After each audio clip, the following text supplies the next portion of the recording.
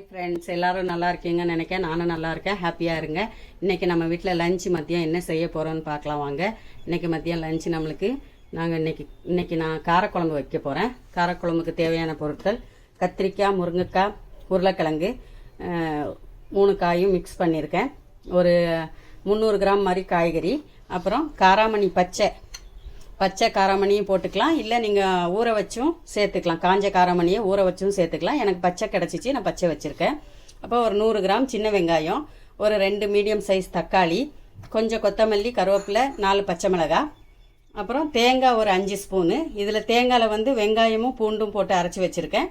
தேங்காய் ஒரு 5-6 ஸ்பூனு. அப்புறம் நம்ம வீட்டு மீன் மசாலா தூள் 3 ஸ்பூனு, அப்புறம் சில்லி பவுட்ரு 1 ஸ்பூனு, மஞ்சள் தூள் 1/4 ஸ்பூனு, புளி பேஸ்ட் பண்ணியிருக்கேன். நான் வீட்டிலே ரெடி பண்ணிட்டேன். புளி கரைக்க லேட் ஆகுதுன்னு சொல்லிட்டு வீட்டிலே பேஸ்ட் ரெடி பண்ணி வச்சுருக்கேன். புளி பேஸ்ட்டில் 2 ஸ்பூனு இல்லை 1.5 ஸ்பூனு, உங்களுக்கு புளிப்பு எவ்வளோ தேவையோ அவ்வளோ பார்த்து எடுத்துக்கோங்க. நான் 2 ஸ்பூன் எடுத்திருக்கேன் புளி பேஸ்ட்டு. இவ்வளோ தான் தேவையான பொருட்கள் நம்ம காரக்குழம்பு செய்கிறதுக்கு. நம்ம இப்போ எப்படி செய்யலாம் பார்க்கலாம் வாங்க. நம்ம காரக்குழம்பு மண் சட்டியில் தான் செய்ய போகிறோம். நம்ம ஸ்டவ் ஆன் பண்ணிக்கலாம். ஸ்டவ் ஆன் பண்ணதும் சட்டி காயட்டும். மண் சட்டி தான் வச்சுருக்கோம். மண் சட்டியில் செஞ்சால் நல்லா ருசியாக இருக்கும், இன்னும் கூட கொஞ்சம் ருசியாக இருக்கும். இப்போ மண் சட்டி காஞ்சிருச்சு. காஞ்சதும் ஒரு 4 ஸ்பூன் எண்ணெய் ஊற்றிக்கலாம்.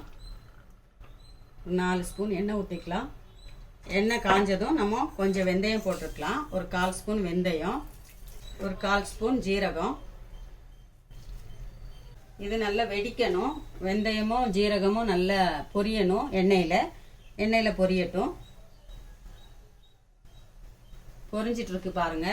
இப்போ நம்ம அந்த 100 கிராம் வெங்காயம் சேர்த்துக்கலாம். சின்ன வெங்காயம் முழுசாவே சேர்த்துக்கலாம்.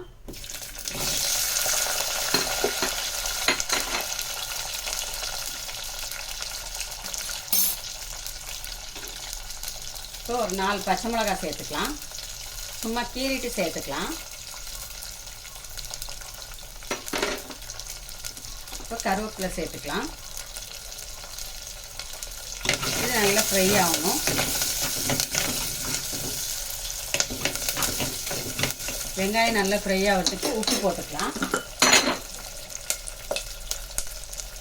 உப்பு தேவைக்கேற்ற உப்பு, நம்மளுக்கு எவ்வளோ தேவையோ அவ்வளோ உப்பு போட்டுக்கலாம். இப்போ இந்த எண்ணெயிலே நம்ம இந்த மிளகாய் தூளையும் மஞ்சள் தூளையும் போட்டுக்கலாம். அப்போ தான் கலர் கொடுக்கும்.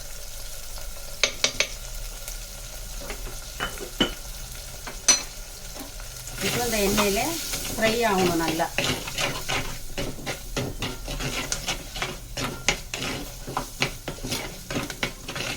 ஃப்ரை ஆகுது பாருங்க. கலர் தெரியுது அவங்களுக்கு. நான் மண் சட்டியில் வச்சுருக்கேன். ஏன்னா டேஸ்ட் நல்லா இருக்கும்னு சொல்லிட்டு தான் மண் சட்டியில் வச்சுருக்கேன். ஃபேனில் வச்சா தெரியும். இதில் தெரியுதா பாருங்கள்.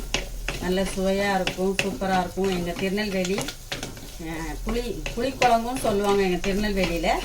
இங்கே எல்லாருமே காரக்குழம்புன்னு சொல்கிறதுனால நாங்களும் காரக்குழம்புன்னே சொல்கிறோம். திருநெல்வேலி ஸ்டைலில் புளிக்குழம்பு தான்.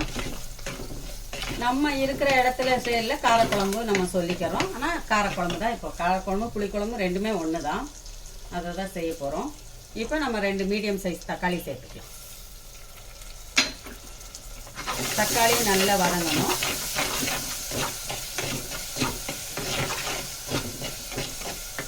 இப்போ நம்ம வீட்டு மீன் மசாலா சேர்த்துக்கலாம். 3 ஸ்பூன்.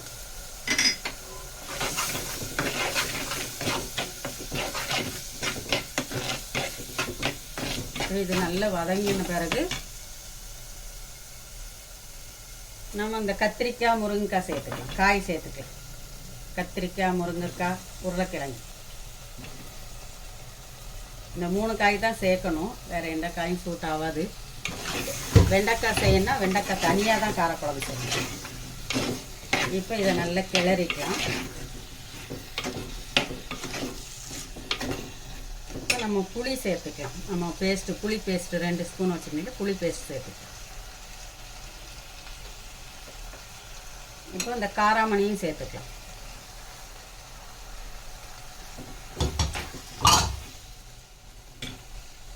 இப்போ தேங்காய் சேர்த்துக்கலாம்.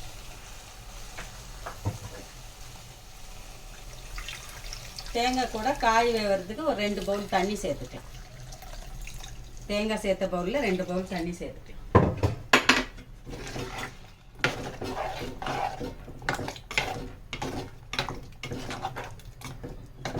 இப்போ காயெல்லாம் வெந்து வரணும்.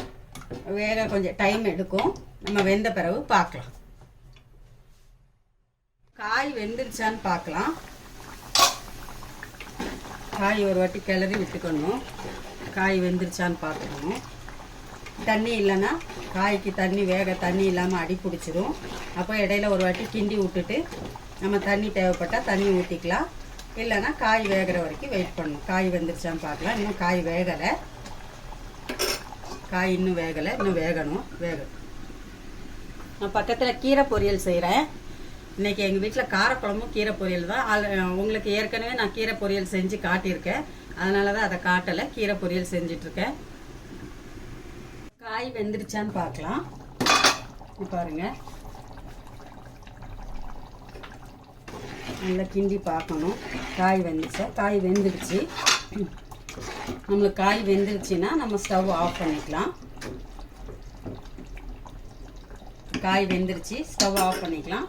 இப்போ நம்ம கொத்தமல்லி போட்டுக்கலாம். கொத்தமல்லி தலை வாஷ் பண்ணி வச்சுருக்கேன். நல்லா கார்னிஷ் பண்ணி. காரக்குழம்பு ரெடி.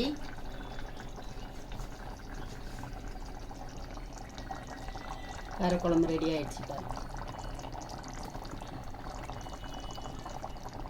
அது மண் சட்டி. நான் ஸ்டவ் ஆஃப் பண்ணிட்டேன். மண் சட்டியில் அது நல்லா கொதிக்குது. இன்னும் அந்த சூட்டில் இன்னும் வேகும். இப்போ காரக்குழம்பும் ரெடி ஆகிடுச்சு. கீரை பொரியலும் ரெடி ஆகிடுச்சு. ரொம்ப நல்லா இருந்துச்சு. நாங்கள் சாப்பிட்டு பார்த்தோம். நல்லா இருந்துச்சு. ரொம்ப டேஸ்ட்டாக இருந்துச்சு. புளிப்பு, காரம், உப்பு எல்லாமே கரெக்டாக இருந்துச்சு. நீங்களும் இந்த ஸ்டேஜில் செக் பண்ணிவிட்டு நீங்கள் சர்வ் பண்ணிக்கோங்க. நீங்கள் செஞ்சு பார்த்துட்டு எனக்கு கமெண்ட் பண்ணுங்கள். ஷேர் பண்ணுங்கள், லைக் பண்ணுங்கள், சப்ஸ்கிரைப் பண்ணுங்கள். எல்லோரும் உங்களுக்காக நான் துவா செய்கிறேன். எங்களுக்காக நீங்கள் துவா செய்யுங்க. இன்ஷா அல்லாஹ் அடுத்த வீடியோவில் பார்ப்போம். அஸ்ஸலாமு அலைக்கும். கீரை குழம்பு, காரக்குழம்பு ரெடி.